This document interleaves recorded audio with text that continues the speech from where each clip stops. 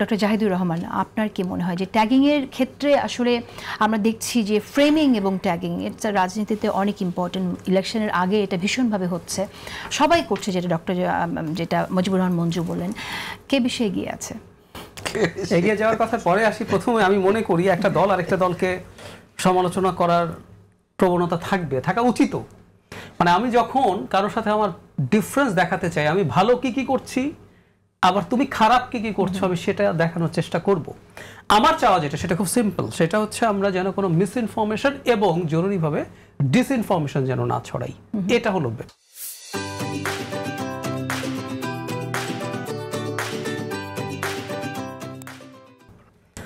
এরপরের পিছের কথা হচ্ছে এগুলোও হবে, আসলে আমাদের কিছু করার নেই। কেন বলছি সেটা, পৃথিবীতে এখন যে ধারার রাজনীতি মাথা চাড়া দিচ্ছে, আপনি যে কোনো মূল্যে, মানে আমরা তো লিবারেল ডেমোক্রেসির কথা বলছি ওয়েস্টে, এখন এই টার্মটা প্রথম ফরিদ জাকারিয়া বলেছিলেন, পরে ওই যে হাঙ্গেরির প্রেসিডেন্ট ভিক্টর অরবান নিজে বলে যে আমার ডেমোক্রেসি ইলিবারেল ডেমোক্রেসি, লিবারেল ডেমোক্রেসি নাই, আমি এভাবেই করবো, কেটে আমাকে জিততে হবে, আমি লিবারেলিজমের ধার ধারি না। ট্রাম্প বা ইউরোপের বিভিন্ন দেশেও একই ধরনের প্রবণতা মাথা চাড়া দেয়, মানে যেখানে জেতাই শেষ কথা, এখানে যে অন্যের কারোর রাইট আছে কিছু আছে। সো ইউরোপের মাটিতেই এখন মিসইনফরমেশন ডিসইনফরমেশন কমব্যাট করা নিয়ে সিরিয়াস সমস্যা তৈরি হয়েছে, এবং একসময় তো তাদের নর্ম ছিল যে আমরা এগুলো করবো না, কিন্তু এগুলো করা হচ্ছে।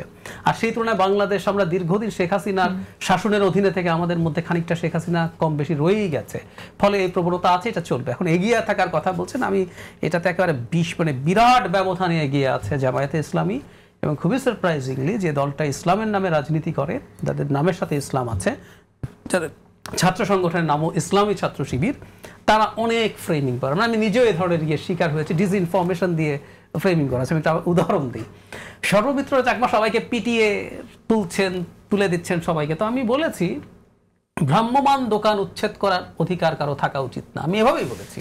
আমার আর্গুমেন্ট হচ্ছে এই বিপদের মধ্যে দেশের কোথাও এটা উচিত না, এখন এদের বিকল্প না করে কারো পেটে লাথি মারা ভালো না। আর মাদকের ব্যবসা নিয়ে যে আলাপ আছে, তাদের মাদক নিয়ে প্রশাসন আছে, মাদক এলাকাও কেউ সর্বমিত্র পেটাতে পারেন না, ডাকসুর কেউ পেটাতে পারেন না, প্রশাসন আছে এরে, এবং দরকার পুলিশ বা আইন শৃঙ্খলা রক্ষাকারী বাহিনী ব্যবস্থা নেবেন।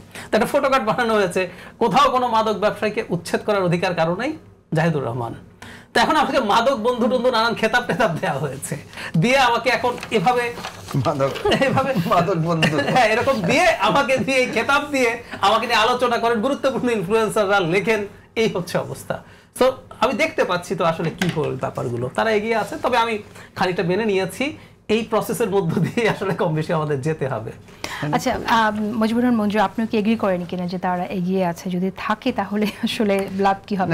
প্রবণতাটা খুবই খারাপ। আমি আপনাকে বলি, জাহিদুর রহমান একটু করে ইঙ্গিত দিয়েছেন যে ইনফ্লুয়েন্সাররা ওগুলোতে জড়িয়ে যাচ্ছে। আসল কথা হয়েছে কি, শেখ হাসিনার বিরুদ্ধে আমরা যখন লড়াই করেছি তখন আমাদেরকে একটা সর্বাত্মক লড়াই করতে হয়েছে, হ্যাঁ, যার কারণে আমরা তখন বলা যায় যে এক ধরনের ঐক্যবদ্ধতা ছিল আমাদের মধ্যে।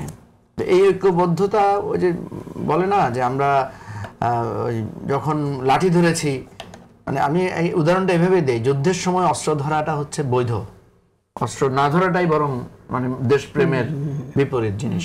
কিন্তু একটা স্বাধীন স্থিতিশীল রাষ্ট্রে অস্ত্র রাখা অবৈধ, সেটা রাষ্ট্রদ্রোহের শামিল। এখন আমরা ধরেন আমরা শেখ হাসিনার বিরুদ্ধে বলেছি শেখ হাসিনার গদিতে আগুন জ্বালাও একসাথে, ভোট চোর চোর ভোট চোর, শেখ হাসিনা ভোট চোর, শেখ হাসিনা চোর ডেকেছি, এটা আমাদের প্রতিবাদের ভাষা ছিল। এখন যদি জাহেদ আমাকে চোর ডাকে, আমি যদি জাহেদকে চোর ডাকি, সেইটা কি মানে সেই জায়গাটাকে আপনি কিভাবে দেখবেন? আপনি কি মিলাবেন যে শেখ হাসিনাকে চোর ডাকছে, আপনাকে চোর ডাকতে অসুবিধা কি? বিষয়টা কিন্তু এখানে, এই মাত্রা জ্ঞানের জায়গাটা এখানে, যে আমরা ওই আচরণটা এখনো যদি আমরা কন্টিনিউ করি, এই আচরণটা যদি এখন একে অপরের বিরুদ্ধে করি, যেটা হচ্ছে দুর্ভাগ্যজনকভাবে, সেটা দুর্ভাগ্যজনকভাবে হচ্ছে, যেটা জাহেদ বললেন ওনার ব্যাপারে, আরো অনেকের ব্যাপারে হয়েছে। এখন আমার ব্যাপারে যখন আপনি করেন, আমি মনে করি আপনার বিরুদ্ধে করাটাও আমার রাইট তৈরি হয়ে যাচ্ছে, আমার অধিকার তৈরি হয়ে যাচ্ছে। এটা থামাতে হবে।